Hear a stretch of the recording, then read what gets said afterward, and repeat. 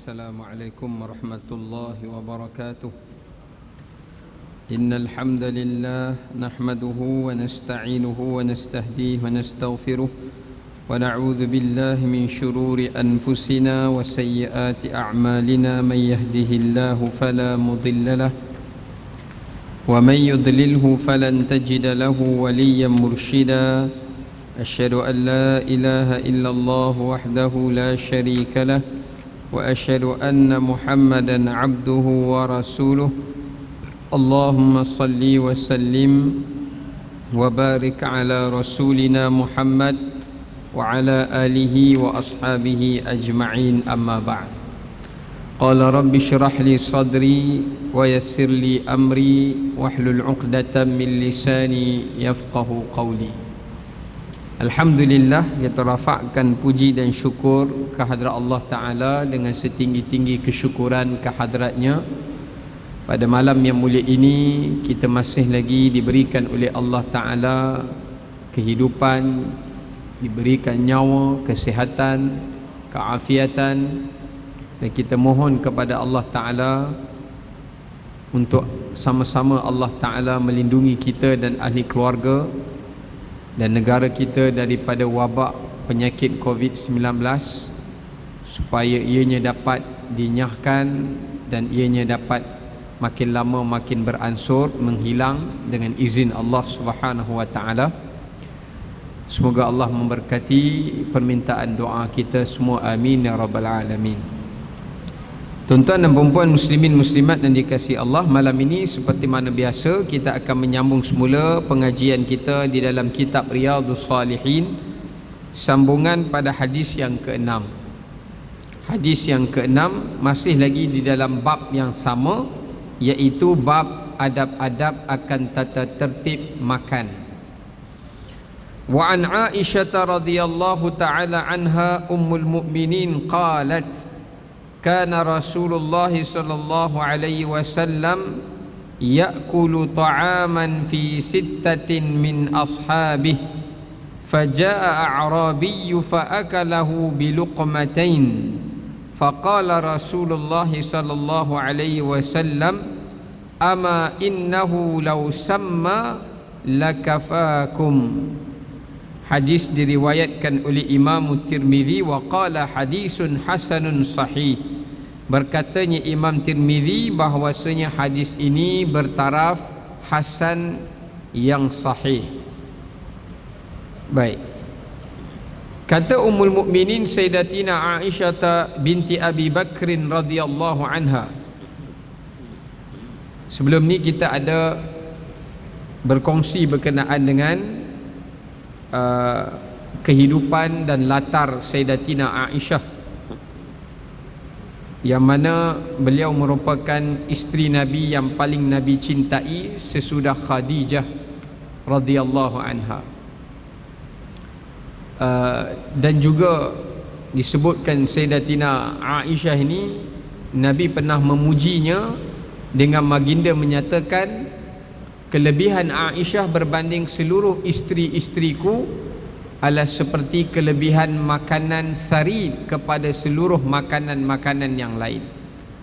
Maknanya Nabi umpamakan isterinya Aisyah seperti satu hidangan makanan, menu makanan namanya tharid. Makanan ini adalah makanan yang paling Nabi suka makan, tuan-tuan. Tuan-tuan tahu tharid tu apa? Tharid ini adalah bubur gandum yang dimasak bersama dengan daging-daging yang dikisar halus. Kalau orang Melayu kita panggil bubur lambuk. Bubur lambuk ataupun bubur daging lah, senang. Bayangkan ya, menu yang paling Nabi suka makan adalah gandum bersama dengan daging yang halus. Kita agak-agak suka bubur, tak ada punya. Saya ustaz, saya makan steak, saya makan macam-macam lah. Kita ni kalau tanya makanan paling kita suka, memang semua mahal-mahal belaka. Tapi makanan yang paling Nabi suka berbanding semua hidangan makanan yang Nabi pernah makan adalah bubur tharid, kata Rasulullah SAW. Maka Nabi umpamakan Aisyah seperti mana makanan itu yang disukai oleh Rasulullah sallallahu alaihi wasallam. Baik. Apa kata Sayyidatina Aisyah? Kata beliau, sesungguhnya Rasulullah sallallahu alaihi wasallam itu suatu ketika baginda pernah makan hidangan makanan bersama dengan 6 orang sahabat. 6 orang sahabat. Tiba-tiba datang seorang Arab Badui masuk di dalam kumpulan hidangan makanan Nabi bersama dengan para sahabat itu, dan ia sempat menjamah makanan dengan 2 suapan, lepas tu habis. Maksudnya Nabi SAW tengah makan dengan para sahabat, sahabat 6 orang, Nabi campur Nabi 7 orang, makan dalam satu qis'ah, makan dalam satu dulang. Tengah makan, datang satu orang lagi, dia kata, ya Rasulullah, aku nak tumpang makan. Arab Badui, dia lapar, Nabi bagi laluan kepada dia, dia pun datang duduk, dia sempat jamah makan, dan dia makan dengan 2 kali suapan. Lepas habis dia makan, bersurailah semua orang, sahabat mengadu kat Nabi SAW. Sahabat kata, ya Rasulullah, makanan tadi tak cukup. Setengah riwayat kata, ya Rasulullah, kami tak kenyang makan tadi, wahai Rasulullah, biasanya kami kenyang. Apa Nabi SAW jawab? Baginda menyatakan, seandainya atau sekiranya Arab Badui itu ketika ia datang menyentuh makanan kalian, ia menyebut nama Allah, makanan itu akan cukup bagi kalian. Maknanya makanan itu akan mengenyangkan kalian, dan makanan itu akan kelihatan banyak walaupun sebenarnya ia adalah sedikit. Maknanya kalau Arab Badui itu sempat makan, kalau dia baca bismillah, mungkin dia sempat makan 4 suapan, 5 suapan, atau mungkin dia sempat makan 2 kali suap, tapi dia rasa kenyang. Tapi masalahnya bukan dia saja tak kenyang, sahabat lain pun tak kenyang. Itu kesan dia, ya, kesan dia. Baik, kita tengok apa huraian ulama tentang hadis ini. Hadis ni menunjukkan kepada kita beberapa pengajaran dan benda yang boleh diambil faedah. Yang pertama, antara sunnah Rasulullah sallallahu alaihi wasallam, Nabi menuntut kita untuk makan secara berjemaah. Kerana makan secara berjemaah itu lebih besar barakahnya. Lagi ramai kita panggil orang, lagi banyaklah berkat turun. Ini penting makan berjemaah. Sebab itu kata seorang sahabat Nabi radhiyallahu an, dia kata, ada 3 perkara yang aku akan mengerjakan ianya secara berjemaah, dan aku tidak meninggalkannya sama sekali. Yang pertama, salat berjemaah. Jadi sahabat kata, antara benda yang dia tak pernah tinggal antara dirinya dan ahli keluarganya seluruh hidup mereka, yang pertama, mereka tak pernah salat bersendirian, mereka ajar ahli keluarga mereka salat berjemaah. Pasal salat berjemaah ni, dia menghasilkan yang pertama, kekhusyukan di dalam salat. Sebab tu kalau kita semayang seorang-seorang dengan kita semayang ikut imam, biasanya kalau semayang seorang-seorang tu asyik lupa rakaat, salat pun tak berapa nak khusyuk, ingat macam-macam. Tapi kalau salat berjemaah ada juga gangguan, tapi gangguan tu berjaya kita lawan. Yang kedua, kerana salat berjemaah tu lebih besar pahala, dan lebih besar ganjaran, lebih ramai para malaikat yang mendoakan kepada orang yang salat berjemaah. Yang ketiga, kerana mudah untuk mendapat kelazatan ibadat di dalam salat kalau kita kerjakan ia secara berjemaah. Itu 3 penawar dia. Yang kedua, sahabat kata, iaitu makan berjemaah. Jangan makan seorang-seorang. Makan seorang-seorang, maka seseorang itu makin kuranglah barakah dia. Kalau dia baca bismillah, syaitan tak boleh makan dengannya, tetapi kurang keberkatannya. Sebab tu Abdullah ibnu Umar radhiyallahu anhuma dia kata, semenjak aku mendengar hadis Nabi tentang keberkatan makan berjemaah, selama 50 tahun aku tidak pernah makan bersendirian, melainkan aku akan mencari teman untuk menemaniku semata-mata untuk makan. 50 tahun tak pernah makan seorang. Lama tu. Walaupun sekali. Kalau nak makan, Abdullah bin Umar akan cari juga siapa-siapa, ajak teman dia makan, dia belanja pun tak apa. Kalau kita, kalau ajak teman aku kena bayar. Tak bayarlah. Kawan kita tu bukan bayar pun dia kata. Nah, itu semua syaitan yang membisikkan. Ya, itu yang kedua. Yang ketiga, yang para sahabat tidak tinggalkan untuk mengerjakannya secara berjemaah selain daripada salat, selain daripada makan, adalah musafir. Ya, bermusafir. Maknanya kalau mereka hendak bermusafir, mereka akan bawa ahli keluarga mereka. Mereka tak bermusafir secara berseorangan. Maknanya kalau nak pergi jalan jauh-jauh, tuan-tuan ambillah teman untuk menemani kita. Melainkan kalau tak ada juga, yang tu tak apalah. Tapi kalau mampu untuk cari teman, untuk mencari kawan, maka ambillah kawan. Kerana Nabi kata, ar-raqib ma'asyaitan war-raqibaini ma'asyaitanain wa thalathatu rukabin. Siapa yang pergi musafir seorang, setan ikut dia. 2 orang pun setan ikut dia. Tapi kalau 3 orang, Nabi kata, maka lantiklah salah seorang menjadi ketua musafir, melainkan pada perjalanan iaitu adanya jaminan Tuhan. Itu penting. Kita fikir kalau bawa kawan sekarang, aku kena bayar duit minyak. Tak bayarlah. Kawan pula jenis tak tolong top up, lagi kacau. Ya. Ini 3 perkara ni kita nampak ringan, tetapi sebenarnya ada banyak keberkatan yang kita akan dapat daripada 3 perkara tadi. Baik, kita sambung balik tuan-tuan. Maknanya baginda menuntut untuk makan secara berjemaah, dan Nabi dan para sahabat mereka biasanya makan di dalam satu pinggan yang besar. Mereka makan bersama-sama. Mereka tak makan secara berasingan.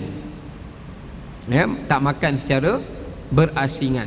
Mereka semua lauk pauk diletakkan dalam satu dulang dan mereka makan beramai-ramai. Kerana apa? Kerana lebih banyak tangan yang menyentuh makanan itu, maka lebih banyak berkat yang akan diturunkan oleh Allah pada makanan tersebut. Tapi kalau kita makan asing-asing boleh, dengan syarat tempat cedok makanan tu dipegang oleh ramai orang. Tapi kena pastikan setiap orang yang mencedok makanan itu membaca bismillah dan berdoa. Kalau kita buat buffet, sekarang ni tak boleh lah buffet, sebab darurat, ada wabak kan. Tak apalah, ni kita cerita sebelum wabak ni. Kalau ada tuan-tuan tengok kenduri tuan-tuan, orang yang masih cedok tu dia tak baca bismillah, maka kita tengok akan banyak berlaku pembaziran. Banyak berlaku pembaziran. Orang makan sikit, dia dah kenyang, dia buang. Sebenarnya dia tak kenyang. Setan bagi dia rasa kenyang sekejap, lepas tu dia lapar balik sebab nak suruh dia membazir. Ataupun dia makan banyak, dia tak rasa kenyang. Dia makan banyak sehingga kan tidak mencukupi juadah makanan itu bagi bahagian orang lain. Ya. Ini menunjukkan kepada kita, kadang-kadang kalau boleh buat kenduri makan, letaklah spanduk kat situ. Baru ni saya pergi satu kenduri makan masa apa, time SOP ni lah. Dia ketat lah. Maknanya setiap orang yang nak cedok makanan tu, dia suruh pakai glove, pakai sarung tangan. Dia sediakan sarung tangan. Jadi siapa yang nak masuk kenduri tu kena pakai sarung tangan masing-masing. Ya, kena pakai sarung tangan. Jadi kena cedok masing-masing, pakai sarung tangan masing-masing. Sebelum tu dia kena sanitize tangan dia dulu. Lepas tu pakai sarung tangan yang disediakan. Lepas tu cedok masing-masing.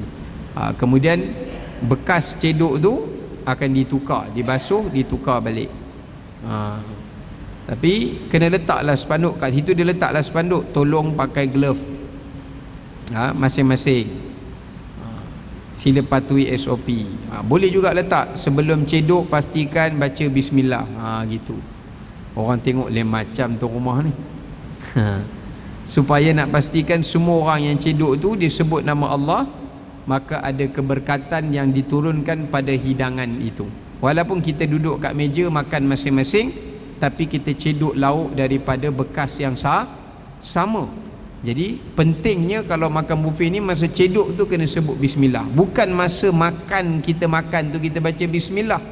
Kalau masa kita dah ada lauk pauk, kita makan baca bismillah, itu kita yang cukup. Makanan tu cukup untuk kita, tapi makanan yang dihidangkan itu belum tentu cukup. Belum tentu mencukupi. Baik. Okey, itu yang pertama.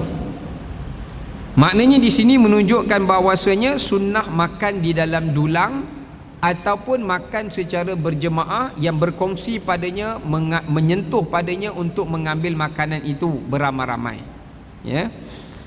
Yang kedua, kita tengok dalam hadis ini bagaimana sikap Rasulullah SAW yang memberi ruang kepada seorang Arab Badui untuk masuk makan bersama dengan Nabi dalam hidangan, sekalipun Rasulullah SAW mengetahui bahawasanya makanan itu hanya cukup untuk para sahabatnya. Tapi Nabi tak sekat.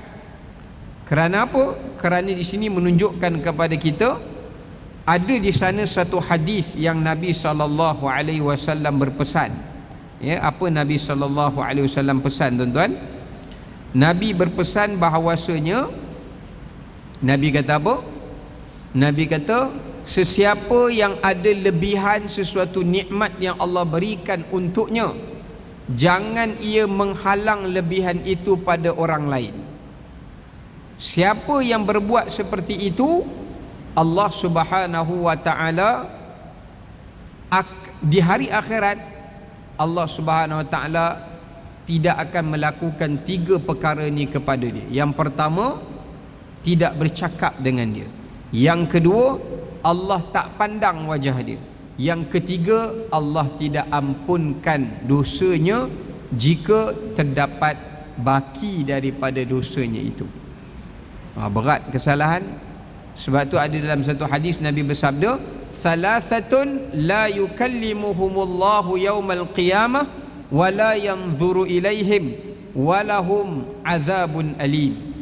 Ada 3 golongan. Siapa salah seorang daripadanya? Nabi sebut, ar-rajulu alladhi kana ma'ahu fadlun thumma yamna'ahu bihil akhar min fadlih. Sesiapa yang ada sesuatu lebihan nikmat yang orang lain sangat-sangat memerlukannya, dia tak bagi sampai orang itu jatuh dalam keadaan yang mudarat, boleh mati dia, boleh bahaya kepada dia. Jadi orang yang halang ni, Allah akan halang dia sebagai hukuman untuknya pada hari kiamat. Jadi berat itu kan. Contoh, kita ada air, datang satu orang merayu, "Tuan, saya nak air, tuan." Kat rumah kita, kita mampu beli air lagi. Kat rumah pun kita ada kuku ke kowe ke. Dia merayu minta, kita tak bagi. Sampai dia terlalu dahaga, jatuh pingsan, walaupun dia tak mati contohnya. Kalaulah sampai peringkat macam tu, balik ke akhirat, Allah akan perlakukan kita dengan 3 perkara tadi. Jangan main-main, tuan-tuan. Sebab tu kalau kita tengok satu orang susah sungguh, dia memang betul-betul memerlukan bantuan, kita ada lebihan tu, kita kena bagi. Kalau kita tak bagi, kita buat diam, Allah akan tanya pada hari akhirat. Antara disebut dalam hadis kursi, Allah Ta'ala tanya apa? Allah Ta'ala tanya, iaitu, kamu melihat aku sakit tapi kamu tak tolong ubat aku. Kamu tengok aku lapar tapi kamu tak bagi makan kepada aku. Kamu tengok aku tak berpakaian, tapi kamu tak bagi pakaian kepada aku. Kamu melihat aku dahaga dan kamu tidak memberi minum kepada aku. Ada 4 benda ni tuan-tuan. Tuan-tuan tengok satu orang duk pakai baju yang sama saja. Kita tanya dia, tak ada baju lain ke? Tak ada, saya baju ni susah sungguh. Baju kalau yang ada pun koyak. Kita ada baju lebih, kita tak bagi kat dia, kenalah esok. Kita ada makanan lebih, kita ada daging korban lebih, kawan tu tak pernah makan daging. Sepanjang hidup dia tak pernah makan daging. Kalau dapat daging korban pun dapat pun share. Satu hari habis dah. Yang kita ni beratur ambil, simpan dan petik-petik air, sampai tahun depan pun ada lagi daging tu. Dapat pula daging baru.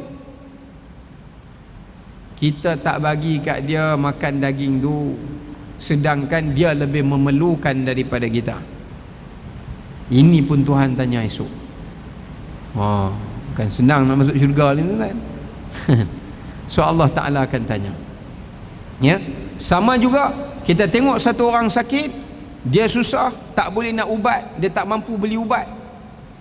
Kita boleh tolong bantu dia untuk dia berubat, belikan ubat untuk dia, kita tak beli, tak bantu rawat dia, maka pada hari akhirat pun kita akan dapat 3 perkara ini, wal'iyadzubillah. Sebab tu tolonglah perhati di antara sesama kita. Ada orang yang sakit, duk berubat, tak mampu, kita tolong mana yang kita mampu. Tak boleh bagi semua, tak boleh bagi banyak, kita bagilah sedikit. Sekurang-kurangnya nak melepaskan kita daripada soalan pada hari kiamat. Itu penting. Ya, baik. Itulah 4 perkara tadi. Kemudian sebab itu Nabi memberi laluan pada Arab itu. Walaupun Nabi tengok dia tak baca bismillah, Nabi bagi juga. Nabi tak kata jangan makan. Ni apa ni bismillah tak baca ni? Sebab Nabi tahu dia terlalu lapar, sampai kegelojohan dia itu menyebabkan dia tak sempat baca. Dalam riwayat yang lain, lepas habis makan tu Nabi tegur dia. Nabi tegur dia yang mana? Nabi tegur dia baca doa yang kita belajar hadis sebelum ni.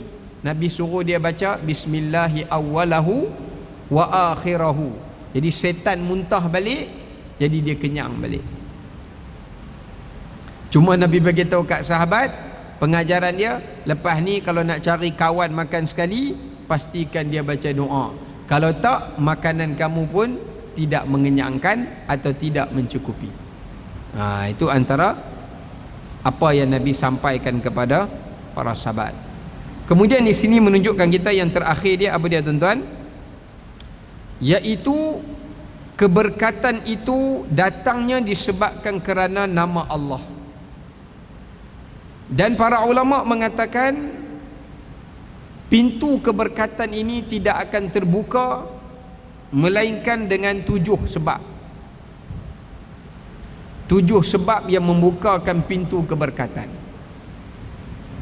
Yang pertama yang membukakan pintu keberkatan itu adalah istighfar.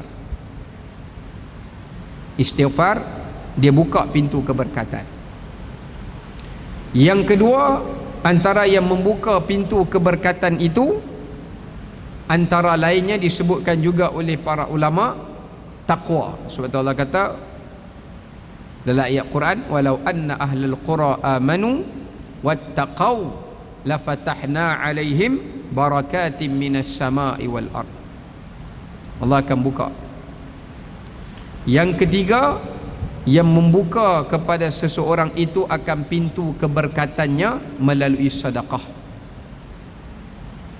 Orang yang suka sedekah ni, dan dia tidak berkira-kira dan dia tidak termasuk orang yang bakhil, maka Allah Ta'ala akan bukakan padanya pintu berkat. Itu yang ketiga. Yang keempat, orang yang menghubungkan silaturahim.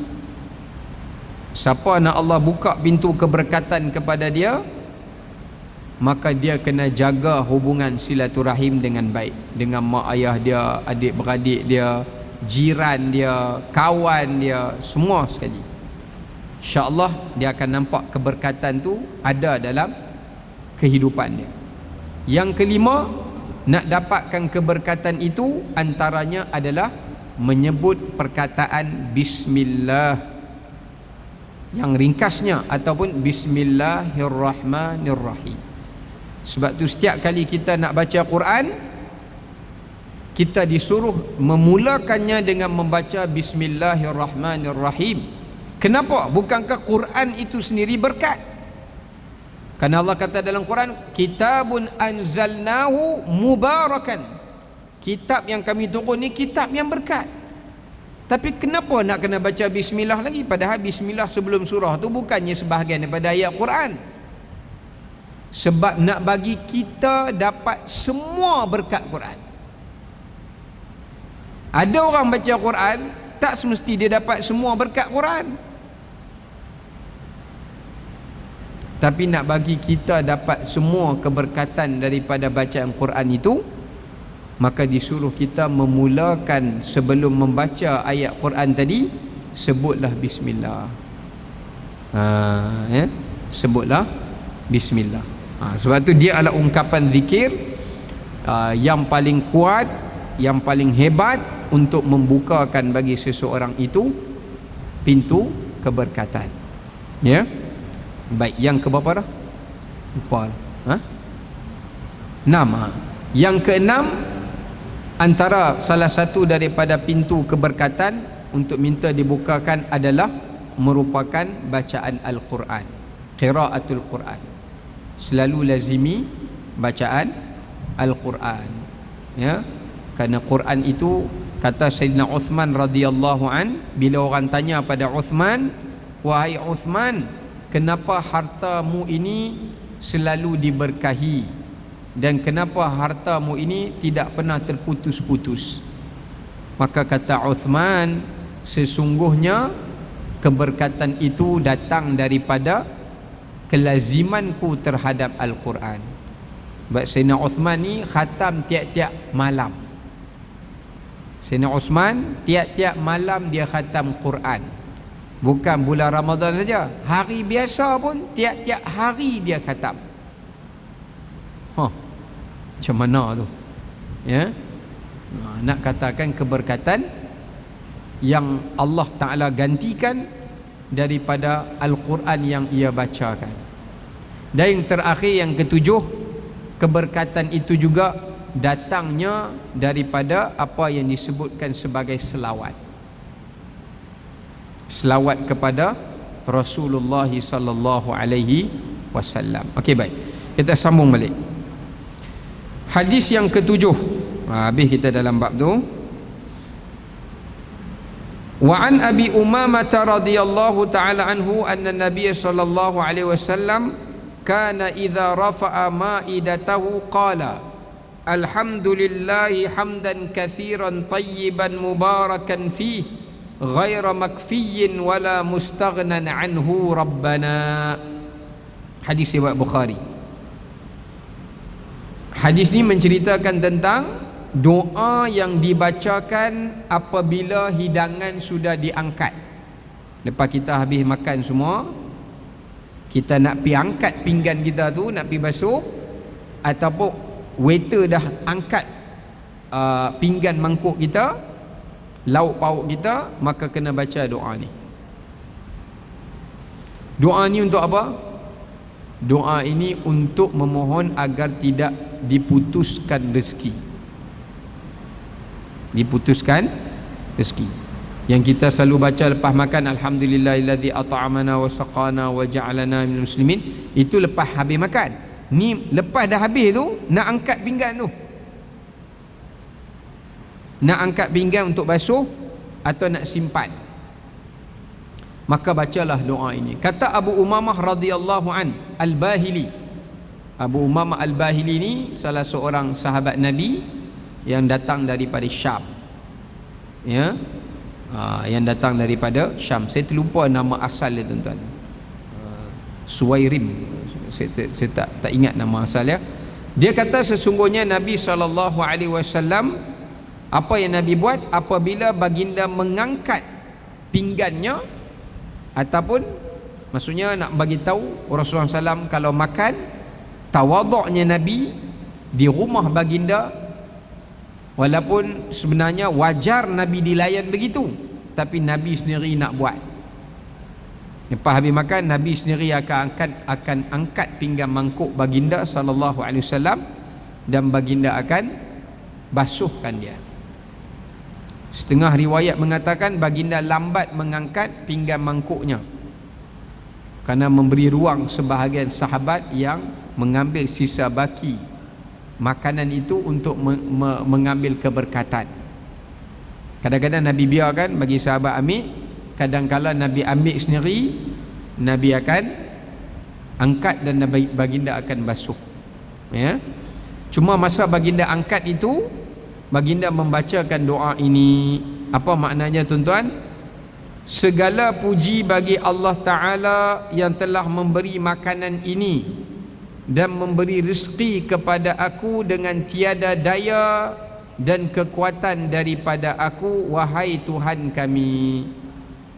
Apa maknanya? Segala puji bagi Allah dengan kepujian yang sebanyak-banyaknya, kepujian yang penuh kebaikan, kepujian yang penuh dengan keberkatan padanya, yang padanya ni pada makanan itu.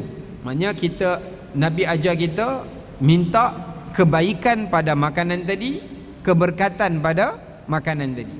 Yang ketiga, ghaira makfiyin, yang mana kita minta, ya Allah, aku tak mampulah nak makan ni kalau bukan daripada kurniaan.